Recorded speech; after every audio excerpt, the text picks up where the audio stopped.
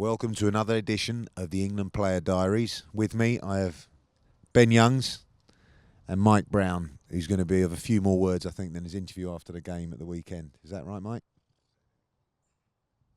Maybe not. Maybe not then. So, Mike, reaction's been pretty positive. I've only been in camp 3 days, but the mood's as upbeat as I've ever known it. Can you give a bit more of insight into that?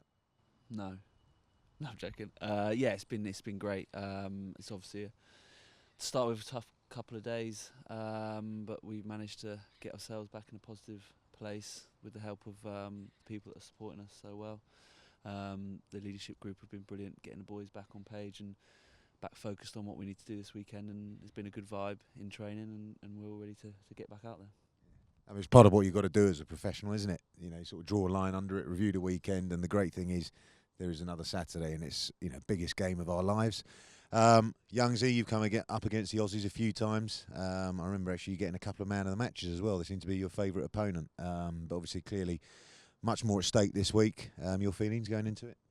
Yeah, Minty. Obviously, we always enjoy playing Australia. I think across the years, or over the years rather, they've always been good battles, and especially at Twickenham. So, boys looking forward to obviously a completely different scenario compared to when we play them in the autumn or summer tours, etc. Everything to play for, but from our point of view, they're a team that we look forward to playing against. We obviously know it's going to be a quick, fast game, but contestable at the breakdown. But it's a game that we look forward to trying to take it to them up front and obviously in the back line, and give ourselves opportunity to put them under pressure. So it's a game, as I say, that it always probably brings out the best in a lot of people.